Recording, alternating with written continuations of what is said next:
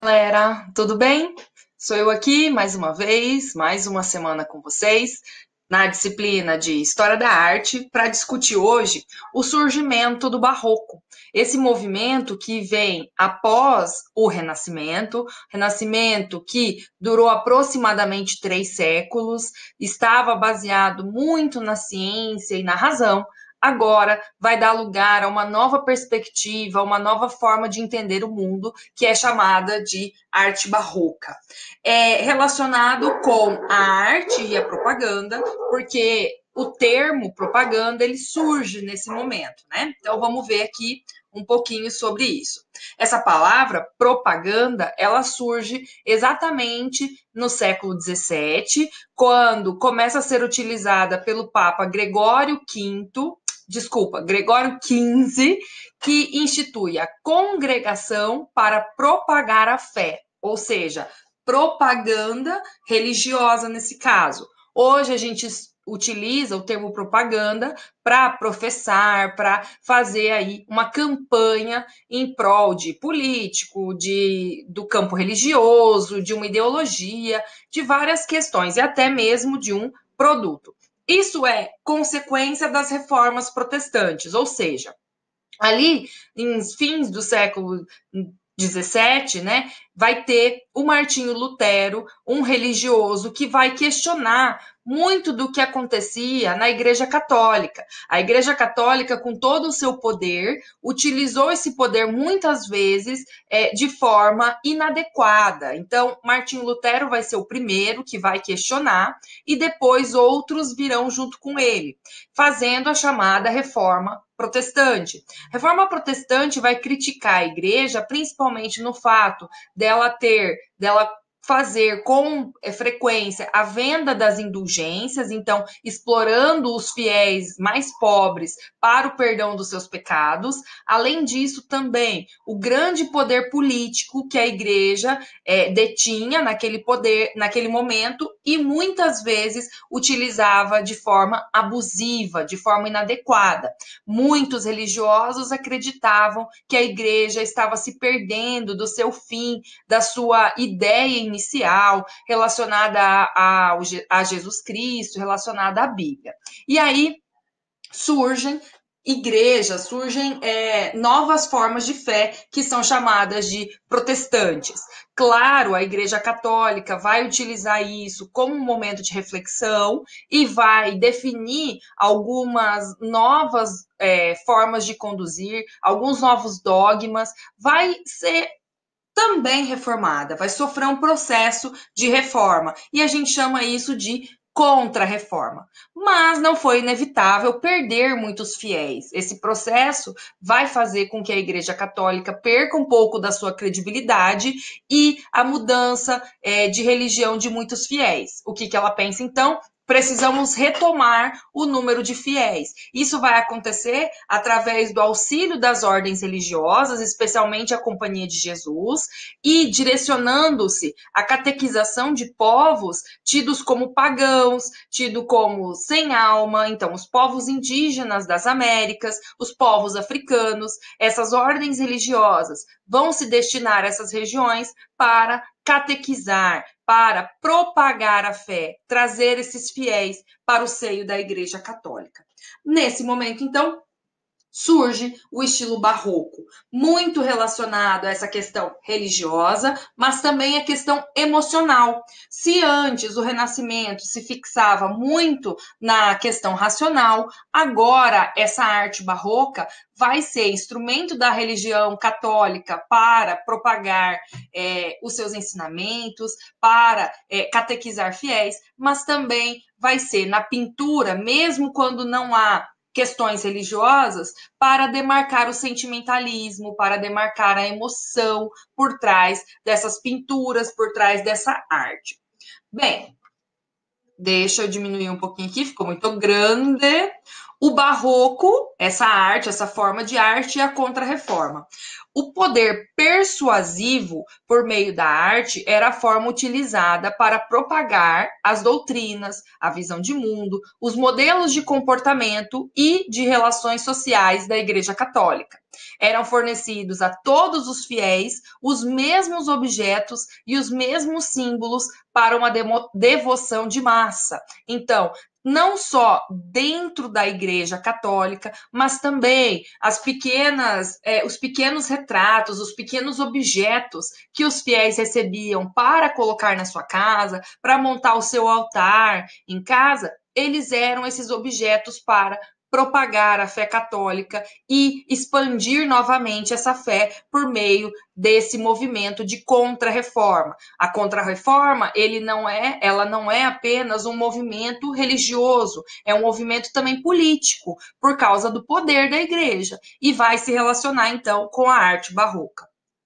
Ao estilo dessa produção denominou-se barroco. Inicialmente, esse termo continha um significado pejorativo, pois fazia referência ao grotesco, ao absurdo e, muitas vezes, à falta de gosto. Mas, com o desenvolvimento dessa forma estética, nós vamos entender que o barroco passa a ser algo muito bem detalhado, buscando o belo. Então, é uma nova forma de entender o belo na arte.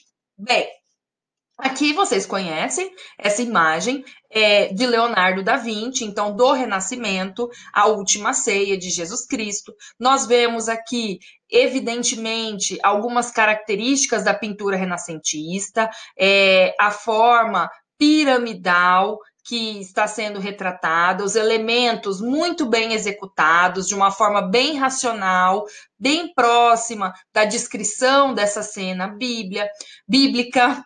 O uso das cores, o uso do esfumato, é uma típica obra de arte renascentista, certo?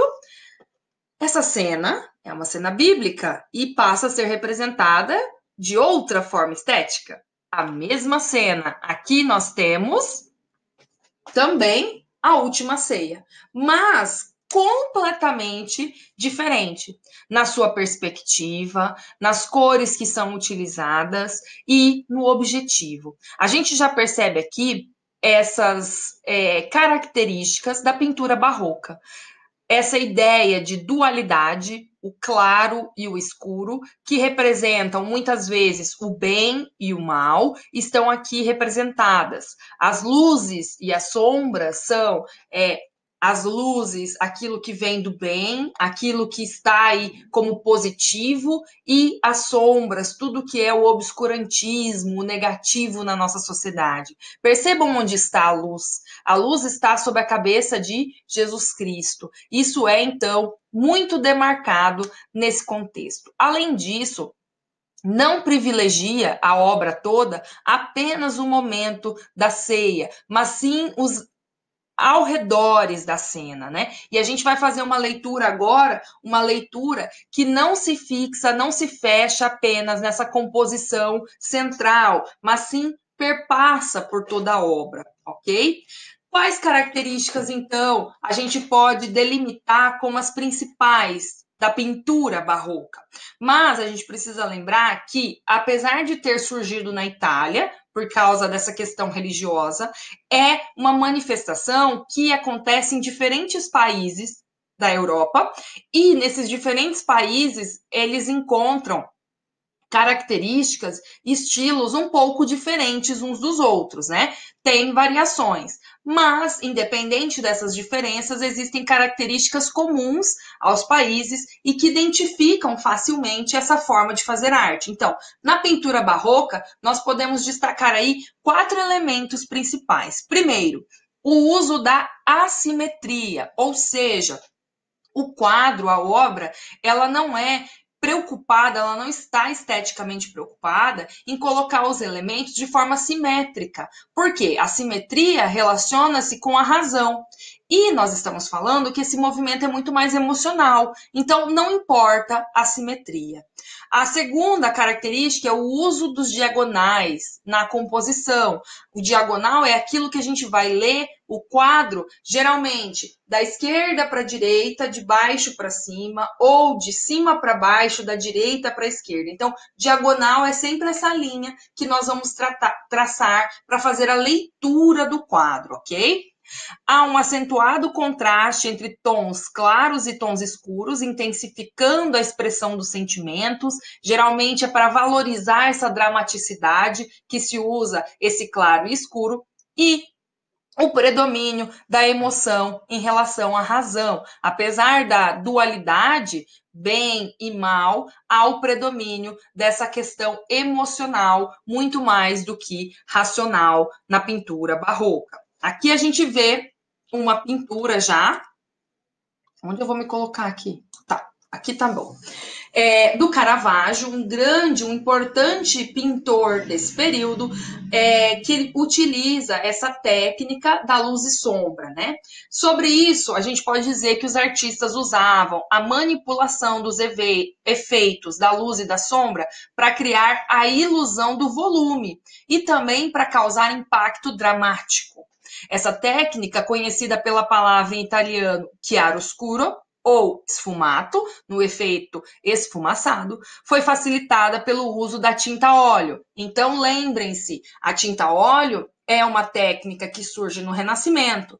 E o Renascimento, apesar de ter terminado e agora iniciado o Barroco, muitas técnicas, muitos avanços que foram definidos lá no Renascimento vão continuar sendo utilizados aqui no Barroco. Percebam nessa imagem de Caravaggio como as estruturas humanas, como a pele, os elementos destes homens são muito bem executados, são muito próximos do natural. Por quê? É uma técnica que já havia sido desenvolvida no Renascimento e continua sendo aplicada aqui.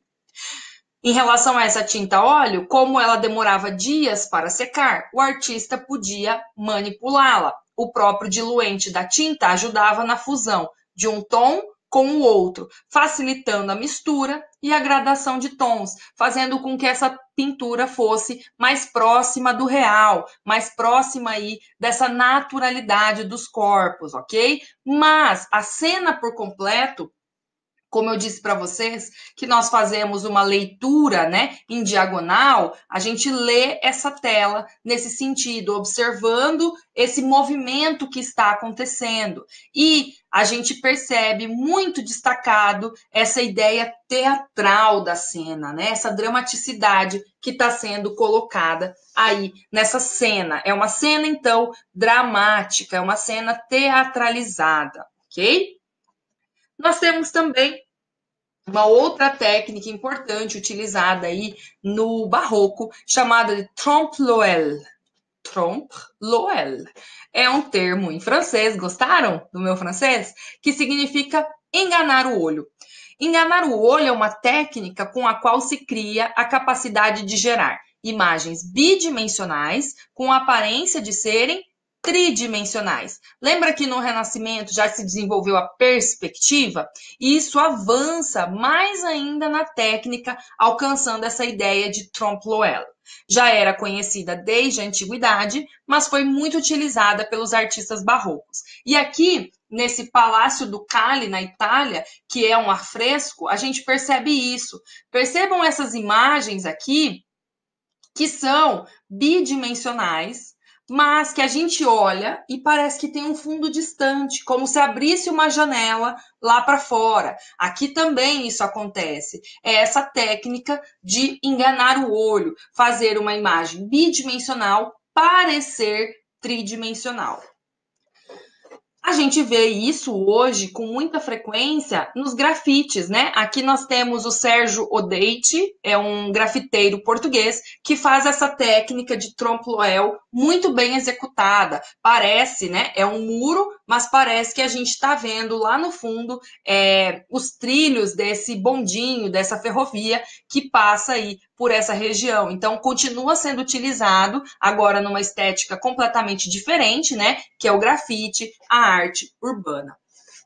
Gostaria de ressaltar apenas a ligação do barroco entre a pintura e a música, né? Nós falamos que no Renascimento a música passa a ser algo que faz parte do lazer das pessoas e isso vai ganhando novas proporções, principalmente a música instrumental, essa música aí que é tida como a música das elites.